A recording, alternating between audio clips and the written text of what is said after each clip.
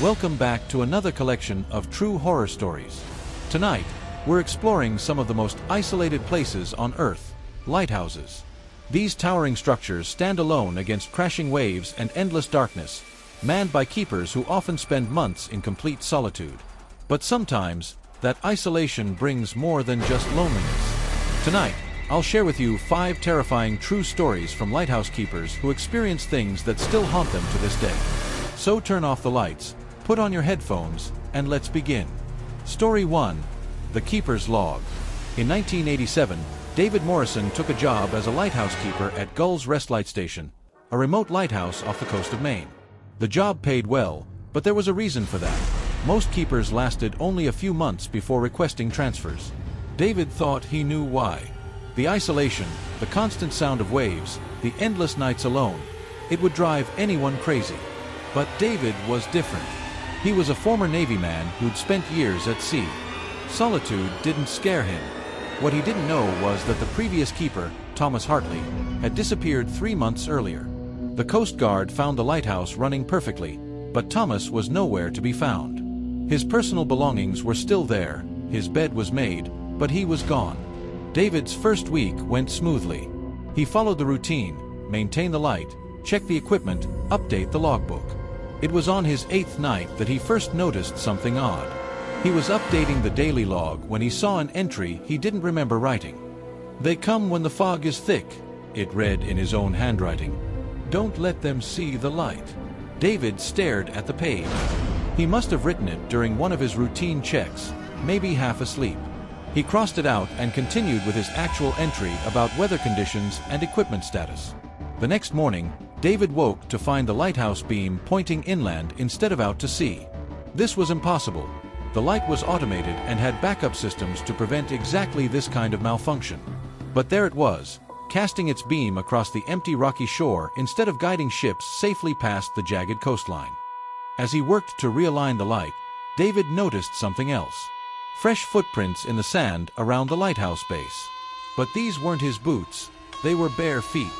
Human footprints that seemed to emerge from the ocean and circle the lighthouse 3 times before vanishing at the water's edge. That night, David decided to stay awake and watch. He positioned himself at the lighthouse's observation deck with a thermos of coffee and waited. Around 2 a.m., a thick fog rolled in from the ocean, swallowing the lighthouse in its gray embrace. The beam of light became diffused, creating an eerie glow in the mist. That's when David heard it, voices calling from the fog. At first, they sounded distant, like people shouting for help from a sinking ship. David grabbed his radio to call the Coast Guard, but as he listened more carefully, the voices didn't sound distressed. They sounded beckoning. "David," one voice called clearly through the fog. "David, come down." His blood ran cold. How did they know his name? And the voice, it sounded familiar, though he couldn't place it. "David, turn off the light. Come join us in the water." More voices joined in, all calling his name, all asking him to turn off the light and come down to the shore. David's hands shook as he checked the logbook. There, in his own handwriting, was another entry he didn't remember making. "Night 9, they know my name now. Thomas tried to warn me. The fog brings them closer to shore, and the light draws them like moths. I understand why he turned the light inland now. He was trying to keep them away." David slammed the book shut. He hadn't written that. He was sure he hadn't. But it was his handwriting, his pen. The voices grew louder, more insistent. Through the fog, David began to see shapes moving near the shoreline. Tall, thin figures that seemed to sway with the waves. They were too far away to make out clearly, but something about their movement was wrong. Too fluid. Too unnatural. "The water is warm, David. So warm and peaceful. No more loneliness. No more fear." David recognized the voice now. It was Thomas Hartley, the missing keeper. But Thomas had been gone for months. How was he calling from the fog? As dawn approached, the fog began to lift, and the voices faded. The shapes on the shore melted back into the ocean like they were made of mist themselves. David checked the lighthouse beam. It was pointing inland again, though he was certain he hadn't touched the controls. He immediately radioed for emergency extraction. but the Coast Guard couldn't reach him for 3 days due to rough seas. 3 more nights alone with whatever was calling from the fog. On his final night, David made a decision. He wrote one last entry in the logbook. For the next keeper, keep the light pointed inland when the fog comes. Don't listen to the voices. Don't go down to the shore. And whatever you do, don't let them see you. When the Coast Guard finally arrived, they found David sitting calmly in the lighthouse control room, staring out at the ocean. He handed them the logbook and walked to their boat without a word. He never spoke about what happened during those last 3 nights, but the rescue team noted that his hair had turned completely white. The lighthouse was automated shortly after, but on foggy nights, local fishermen report seeing the beam pointing inland instead of out to sea. And sometimes, they say, they can hear voices calling from the mist, including one that sounds like David Morrison, warning the next keeper about what waits in the fog. Story 2. The Signal. Rebecca Chen thought she was lucky when she got the position at Beacon Point Lighthouse.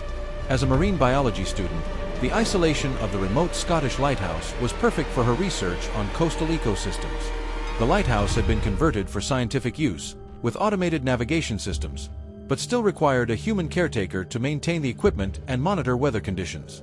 The lighthouse sat on a tiny island 3 miles from the mainland, accessible only by boat during calm weather. Rebecca would spend 6 months alone, taking measurements, collecting samples, and maintaining daily radio contact with the research station on the mainland. Her first month passed peacefully. The work was routine but rewarding. Each evening, she would check in with Dr. Matthews at the research station via radio at exactly 8 p.m. The calls were brief: weather report, equipment status, any unusual observations. Beacon Point to mainland base, all systems normal, became her daily ritual. It was during her 5th week that the routine changed. Rebecca was conducting her evening radio check when she heard something unusual.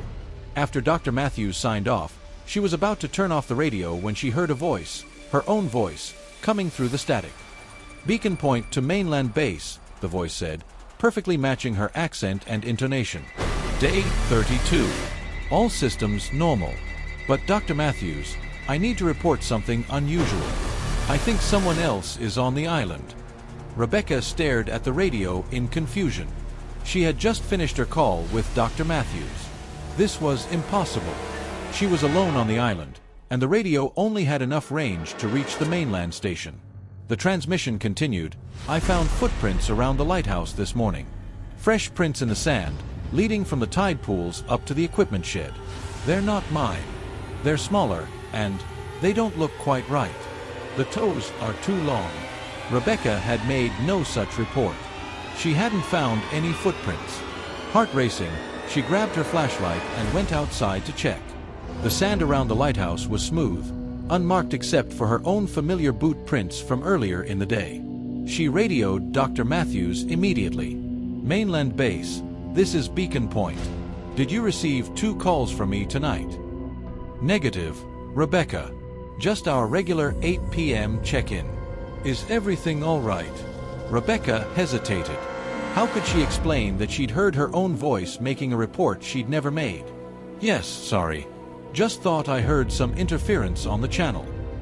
The next night, it happened again. Right after her genuine radio call, Rebecca heard her doppelganger reporting increasingly disturbing observations. Strange lights in the water, equipment moving on its own, and something scratching at the lighthouse door during the night. But none of these things were happening. Rebecca's logs showed normal conditions. Her equipment was functioning perfectly, and she slept soundly each night. Yet every evening, this other version of herself described a completely different reality, one filled with growing dread and supernatural encounters. By the 3rd week of these phantom transmissions, Rebecca noticed something chilling. The false reports were becoming more frantic, more desperate. The other Rebecca described finding dead seabirds arranged in perfect circles around the lighthouse, discovering messages carved into the rocks that weren't there before, and hearing voices singing from beneath the waves. Dr. Matthews, the phantom Rebecca pleaded during one transmission, you have to send help. It's getting worse. They want me to join them. I can see them now, walking up from the water every night. They look like me, but wrong. Their faces are wrong. The real Rebecca began documenting everything, recording the phantom transmissions and comparing them to her actual reports. The pattern was becoming clear. The false Rebecca was living through increasingly horrific experiences, while the real Rebecca's stay remained peaceful and uneventful. Then came the night that changed everything. Rebecca was settling in for sleep when she heard her own voice screaming through the radio, "Mainland base! Emergency! They're inside the lighthouse! They're coming up the stairs! Dr. Matthews, please, send help! They're wearing my face!" The transmission ended in static. Rebecca sat in her bed, listening to the gentle sound of waves against the rocks below. Her lighthouse was quiet, peaceful, empty except for herself. But somewhere, another version of her was apparently fighting for her life. The next morning, Dr. Matthews radioed with concern. "Rebecca, we received a distress call last night. Are you all right?" Rebecca realized with horror that Dr. Matthews was hearing the phantom transmissions as genuine calls from her. From his perspective, she was reporting increasingly dangerous supernatural encounters while claiming during regular check-ins that everything was fine. "Dr. Matthews, I need you to listen very carefully," Rebecca said slowly. "I have never made any reports about unusual activity. Every evening at 8 p.m., I call you with a standard status report. If you're receiving any other transmissions claiming to be from me, they're not real." Silence on the radio. Then, "Rebecca, you've been reporting strange phenomena for weeks. Last night you called for emergency extraction, screaming about entities attacking you." The truth hit Rebecca like a physical blow. Dr. Matthews wasn't hearing phantom transmissions at all. The phantom Rebecca was real. She was the phantom. Somehow, there were two versions of her reality, and she was experiencing the peaceful one while everyone else was receiving reports from the terrified one. That night, Rebecca didn't make her 8 p.m. call. Instead, she waited and listened. Right on schedule, she heard her own voice, "Mainland base, this is Beacon Point. Day 46. They've stopped hiding now. I can see them standing in the water, dozens of them. They all have my face. I think I might be one of them now.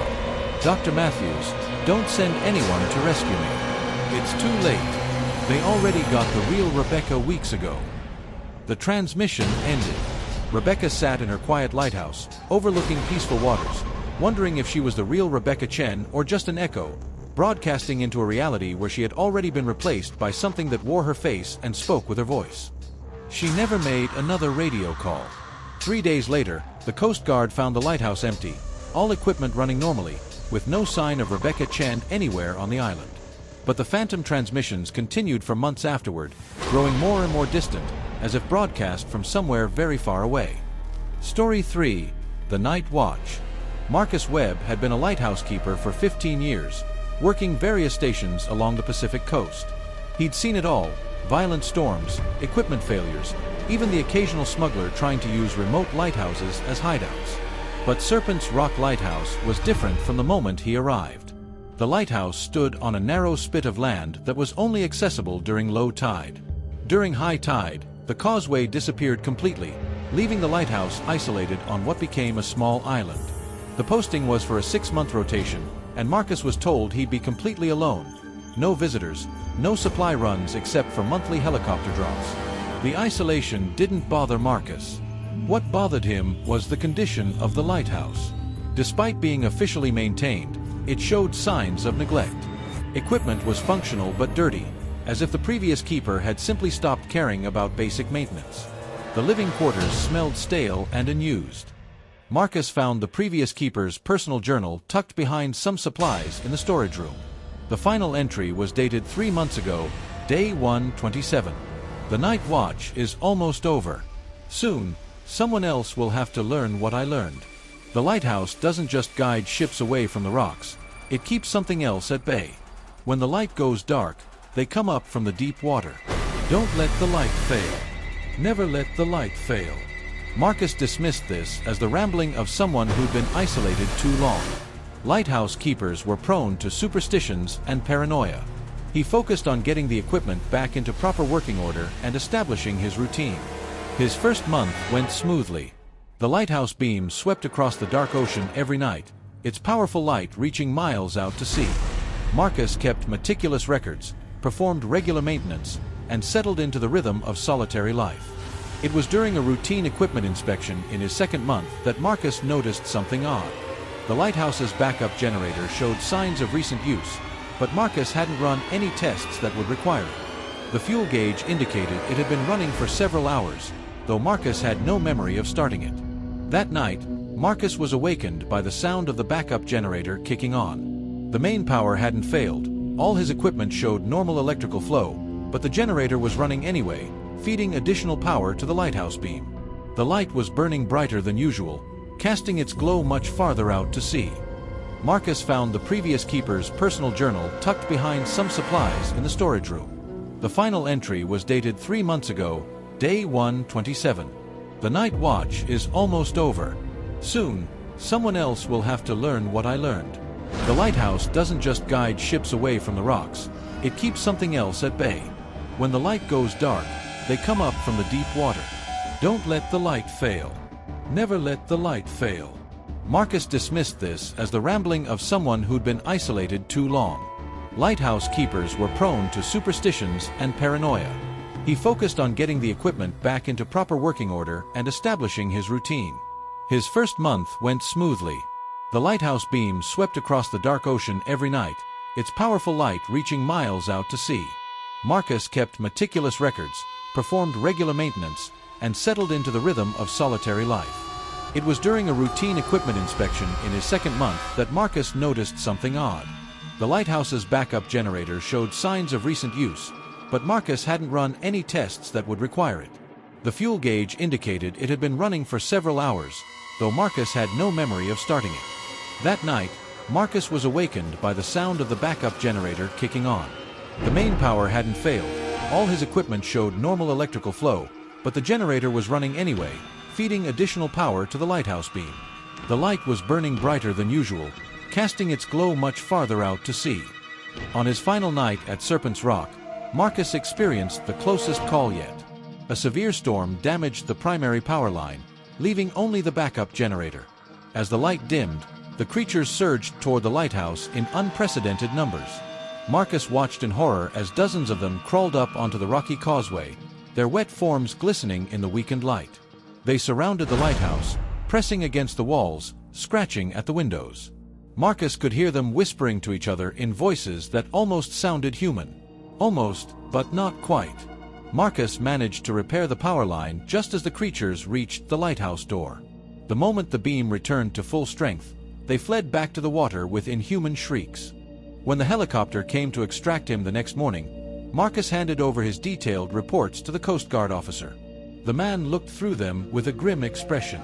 "Same story every keeper tells," the officer said. "Don't worry, we've got a good replacement coming. Someone who understands the importance of keeping the light burning." Marcus looked back at Serpent's Rock Lighthouse as the helicopter carried him away. Even in broad daylight, he could see dark shapes moving in the deep water around the lighthouse, waiting for night to fall and the eternal watch to continue. The new keeper would learn, just as Marcus had, just as dozens of keepers before him had learned. The lighthouse must never go dark. Some barriers are too important to fail, even if the world never knows what they're holding back. Story 4. The Keeper's Apprentice. When Sarah Mitchell graduated from Maritime Academy, she thought her apprenticeship at Ravens Point Lighthouse would be routine training. The lighthouse was old but well-maintained, and her supervisor, Captain Ernest Blackwood, had 40 years of experience. Sarah would spend 3 months learning lighthouse operations before receiving her certification. Captain Blackwood was in his 70s, a weathered man who spoke little but knew every bolt and wire in the lighthouse. He'd been the keeper at Ravens Point for over 2 decades, and before that, he'd worked at lighthouses up and down the Atlantic coast. "The job's simple," he told Sarah on her first day. "Keep the light burning, maintain the equipment, log the weather. But there are rules here, girl. Rules that keep us safe." The rules seemed strange but harmless. Never go into the basement storage room after sunset. Always check the lighthouse beam every hour during night shifts. And most importantly, never answer knocks at the door during the night watch, no matter who it sounds like. "Ships don't dock here at night," Captain Blackwood explained. "Anyone knocking after dark isn't someone you want to meet." Sarah's first month passed quietly. She learned the equipment, practiced maintenance procedures, and settled into the rhythm of lighthouse life. Captain Blackwood was a good teacher, patient and thorough, though he had odd habits. He always carried a large brass key that he never used, and he would sometimes stop in the middle of conversations to listen intently to sounds Sarah couldn't hear. It was during her second month that Sarah began to understand why Captain Blackwood was so cautious. She was taking the night watch when she heard knocking at the lighthouse door. 3 slow, deliberate knocks, followed by silence. Following the captain's instructions, Sarah ignored it. But the knocking came again, more insistent this time. Then she heard a voice, Captain Blackwood's voice, calling from outside. "Sarah, I'm locked out. Open the door." Sarah was confused. Captain Blackwood was asleep in his quarters upstairs. She'd seen him go to bed an hour ago, but the voice sounded exactly like him, with his distinctive accent and gruff tone. "Sarah, please. I went to check the generator and the door locked behind me. It's freezing out here." Sarah crept to the window and looked out. She could see a figure standing by the door in the darkness, wearing what looked like Captain Blackwood's coat and cap. The figure was the right height and build, and in the dim light from the lighthouse beam, it certainly looked like the captain. But something made Sarah hesitate. She quietly went upstairs and checked the captain's room. He was there, sleeping soundly in his bed, still wearing the same clothes he'd had on earlier. When she returned to the main floor, the knocking had stopped. The figure was gone. Sarah spent the rest of the night wondering if she'd imagined the whole thing. The next morning, Captain Blackwood asked how her night watch had gone. Sarah decided to tell him about the knocking and the voice that sounded like him. Captain Blackwood's expression grew grim. "You did right not to answer. That's the first rule for a reason. But who was it? What did they want?" "I've been keeper here for 23 years, Captain Blackwood said slowly. "And in all that time, I've learned that some questions are better left unanswered. Just remember, whatever knocks at night, it's not who it pretends to be." Over the following weeks, the night visitors became more frequent and more convincing. Sarah heard voices of her family members, friends from maritime school, even her own voice calling from outside. Each time, she followed the rules and ignored them. But they were becoming more persistent. The visitors seemed to be learning from each attempt. They would reference specific conversations Sarah had had, mention details only her real friends would know, and even mimic speech patterns and inside jokes perfectly. It became harder and harder to resist the urge to open the door. One night, Sarah heard her younger brother crying outside. "Sarah, please. Mom and Dad are hurt. We need help. Please open the door." The voice was perfect. Every inflection, every sob was exactly like her 12-year-old brother Tommy. Sarah's hand moved toward the door handle before she stopped herself. Her brother was hundreds of miles away, safely at home with their parents. But the crying continued, becoming more desperate. "Sarah, why won't you help us? We're your family. Please, we're so scared." Sarah covered her ears and retreated to the lamp room at the top of the lighthouse. From there, she could see the area around the door. What she saw made her stomach turn. The figure outside looked exactly like her little brother. Same height, same messy hair, same jacket he always wore. But it was standing perfectly still while producing the sounds of desperate crying. Its arms hung motionless at its sides, and its head was tilted at an unnatural angle. As Sarah watched, more figures emerged from the darkness. They looked like her parents, her friends, even Captain Blackwood, all standing in perfect silence while their voices pleaded from the area near the door. The sounds weren't coming from their mouths. They were coming from somewhere else entirely. Sarah stayed in the lamp room until dawn, watching the figures stand motionless in the growing light until they finally faded away like mist. The next day, Captain Blackwood announced that her apprenticeship was nearly complete. "You've learned the most important lesson," he said. "You know not to trust what you see and hear at night." "Captain," Sarah asked, "what are those things? Where do they come from?" Captain Blackwood looked out at the ocean for a long time before answering. "Raven's Point has been a lighthouse for over 100 years. In all that time, we've guided thousands of ships safely past the rocks. But not every ship made it. Not every soul found peace." He pulled out the brass key he always carried and showed it to Sarah. It was old and tarnished, with strange symbols etched into its surface. "This key opens the basement storage room. The room you're not supposed to enter after dark. "Do you know what's down there, Sarah?" Sarah shook her head. "Records," Captain Blackwood said. "Ship logs, passenger manifests, crew rosters. The names of everyone who died in these waters over the past century. Hundreds of people who never made it home to their families." The terrible truth began to dawn on Sarah. The voices at night. "They're not trying to hurt us," Captain Blackwood said quietly. "They're trying to go home. They see the lighthouse and think it's their way back to the people they love. They take the forms of our family and friends because that's what they remember. Having people who cared about them, who would open doors for them, who would welcome them home." "But why can't we let them in?" Captain Blackwood's expression was infinitely sad. "Because they're not our family and friends, Sarah. They're lost souls who've forgotten they're dead. If we let them in, they'd never leave. They'd stay here forever, calling out to families who can't hear them, trying to return to lives that ended long ago." Sarah understood now why the basement was off limits after dark, why the voices were so convincing, why Captain Blackwood carried the key but never used it.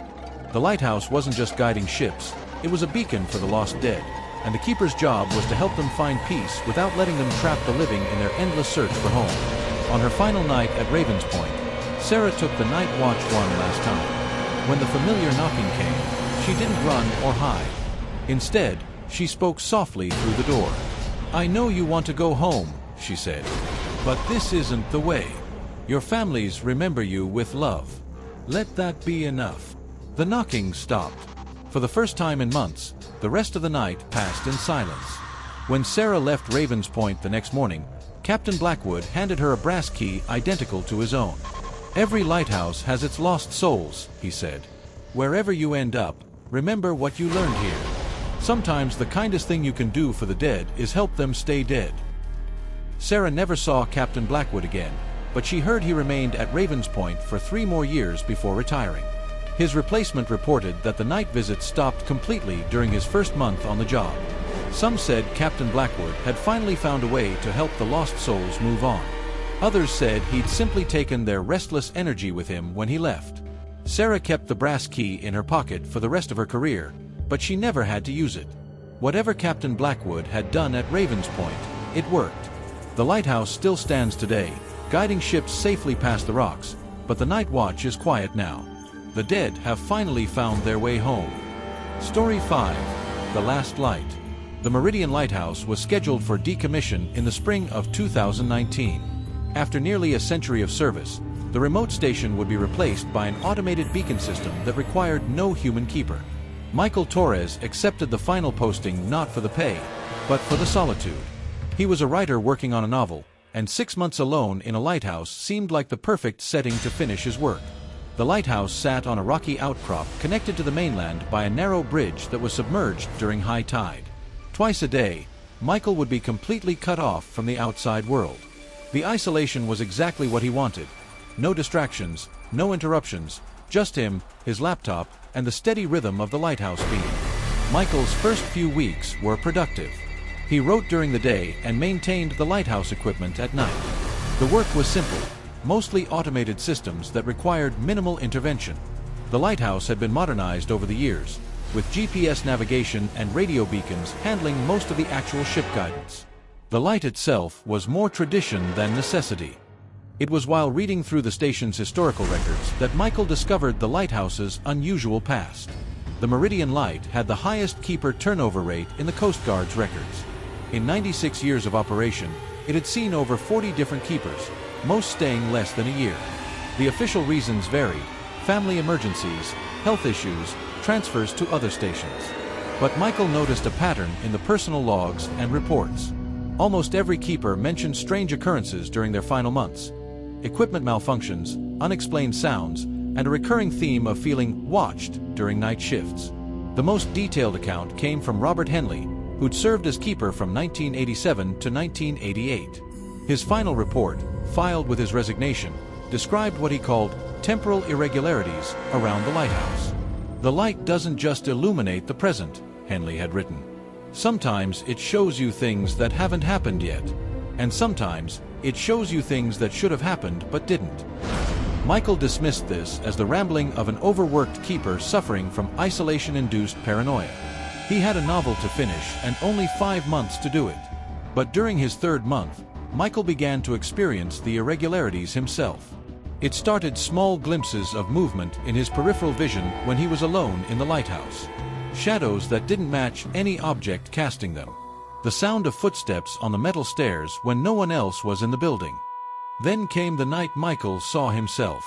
He was checking the lighthouse beam's alignment when he noticed someone standing on the rocks below. The figure was illuminated by the rotating light, and Michael could see it clearly during each sweep.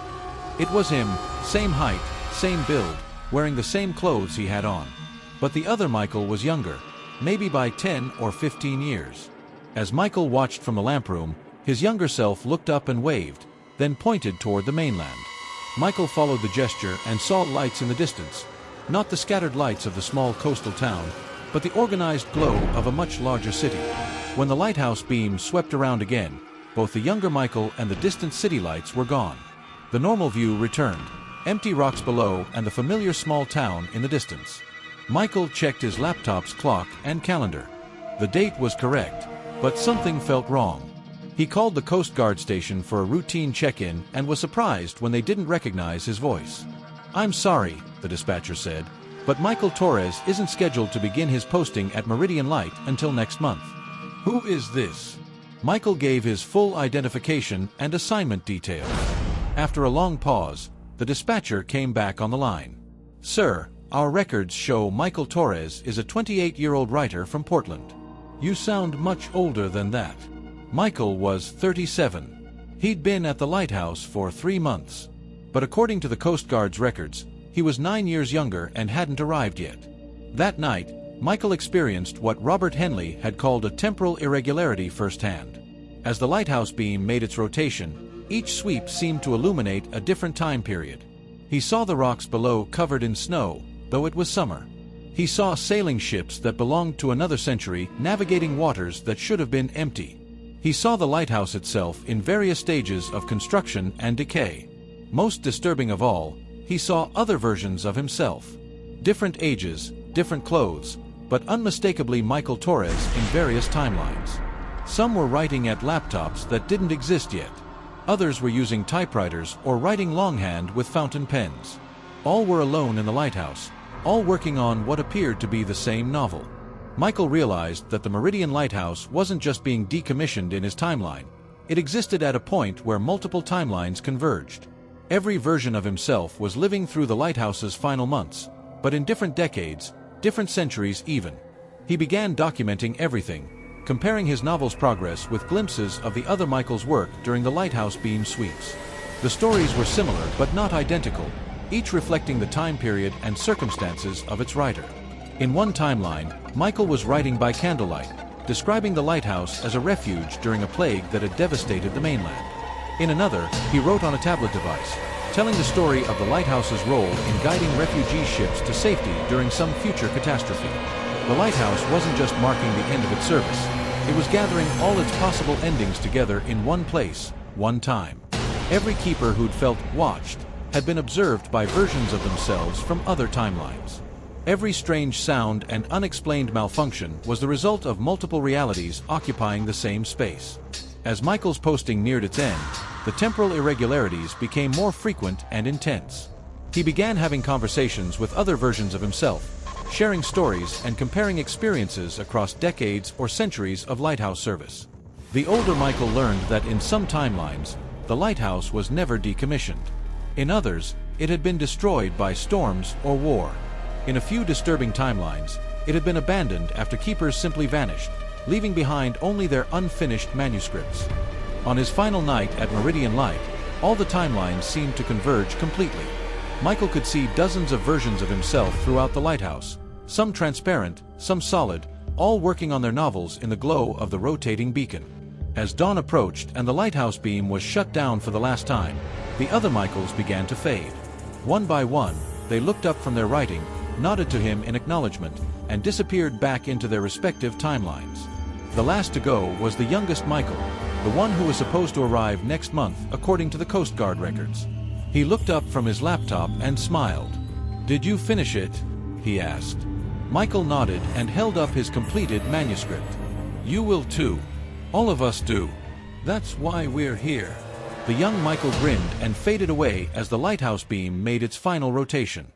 When the Coast Guard arrived to escort Michael off Meridian Light, they found him sitting calmly with his laptop bag, ready to leave. The lighthouse was in perfect condition, all equipment properly shut down. "How was your stay?"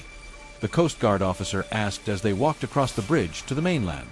"Productive," Michael said. "I finished my novel." "What's it about?"